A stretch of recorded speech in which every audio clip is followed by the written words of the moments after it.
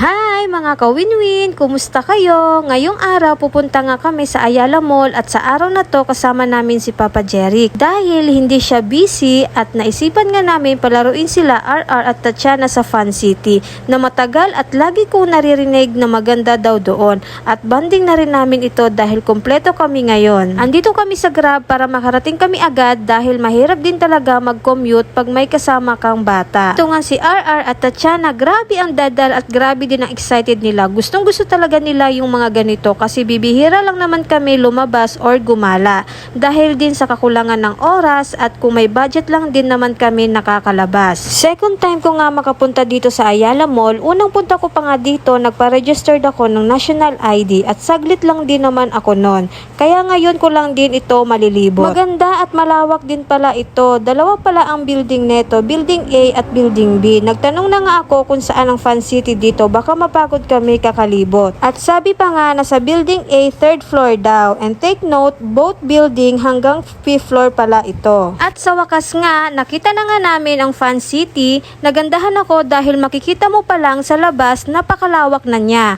At maaliwalas tignan. At buti na lang din, maaga kami pumunta dito dahil kakaunti pa lang ang pumipila. At ito ang entrance fee nila. Para sa akin, mura na siya dahil sa lawak ba naman neto, ewan ko lang kung hindi pati ikaw mapapagod. Habang pumipila nga kami, inabutan na kami ng form para fill upan. Bali 3 hours ang kinuha namin, 500 isang bata at kasama na ang guardian doon. At buti na lang din, nakapagdala kami ng medyas, except na lang kay Papa Jeric, kaya bumili na lang kami dito. Nagkakahalaga ang medyas nila, kids or adults, 50 pesos. Kaya ang total na binayaran namin ay 1,050 pesos. Mayapay, kinabitan na din kami ng stub nila bago kami pumasok. At agad na din kami nagpalit ng medyas at yung mga sapatos at slipper namin, iaabot lang ito sa nag-a-assist. At natatawa na nahihiya nga ako habang inaabot ko. At mababait din ang mga staff nila dito kaya hindi ka mahihiyang magtanong. Pagpasok nga namin, ito ang bubungad sa'yo at napakalawak na wine ball pit. Ilang pamilya pwede maglaro dito at talagang kakasya kayo.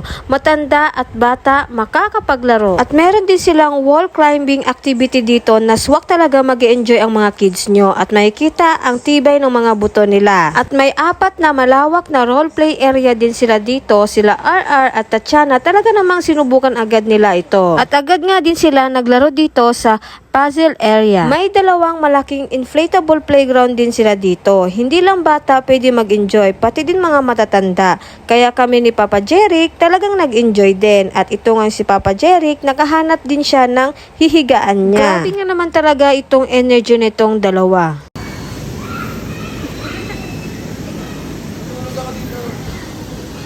At ito naman ang excavator na siguradong mag-i-enjoy ang kids nyo. Nang makita nga ni RR to, agad niya sinubukan at talaga namang alam niya paano pagalawin na hindi siya tinuturuan. Mukha atang ako ang tuturuan neto. At ito ang sandbox nila na siguradong magiging busy ang mga kids nyo. Lalo't ng mga age ni Tatiana, talagang mas magiging busy siya dito kaysa sa ibang play activity.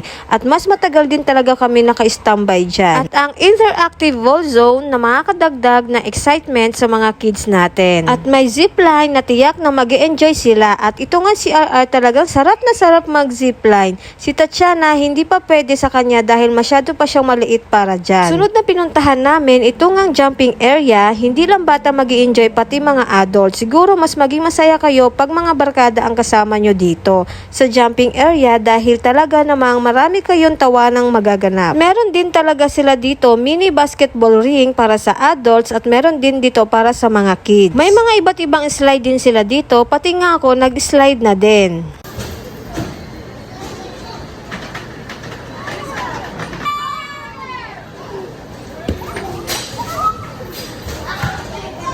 Sa sobrang laki nga neto, talagang imposible hindi ka din mapapagod. Talaga pag bata, napaka full of energy talaga. Kaya kailangan matyaga ka din talaga. At last na pinuntahan nga namin, malaking playground area nila dito. At maya-maya pa, napagod na nga ang dalawa. Nagutom na din daw sila at nauuhaw. Nalimutan ko nga din magdala sa loob ng maiinom. Kaya naisipan na namin mag-out. Hindi na namin natapos ang 3 hours. Bali naka 2 hour lang sila RR. Kinagandahan pa dito, pwede ka bumalik hanggat hindi pa nauubos ang oras mo. basta wag lang tanggalin ang stub na nakakabit sa inyo. Hindi na nga namin muna tinanggal yung sa amin, baka sakaling makabalik pa kami. Habang naghahanap nga kami ng makakainan, itong si Tatiana knockout na at nakatulog din. Dito nga gusto kumain ni Papa Jeric sa Mesa Restaurant.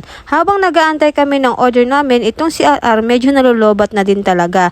Grabe ba naman kasi ang laro nila, pati ako napagod din. Talagang masasabi mo napakasulit ang laro nila. Habang itong si Tatiana talagang mahimbing ang tulog at napagod.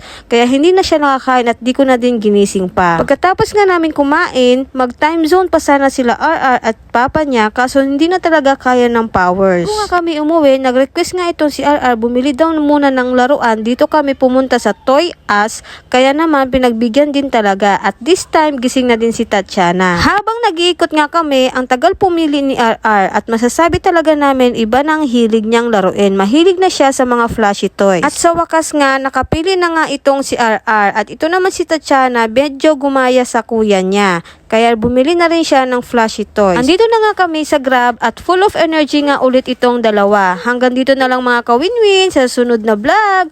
Bye!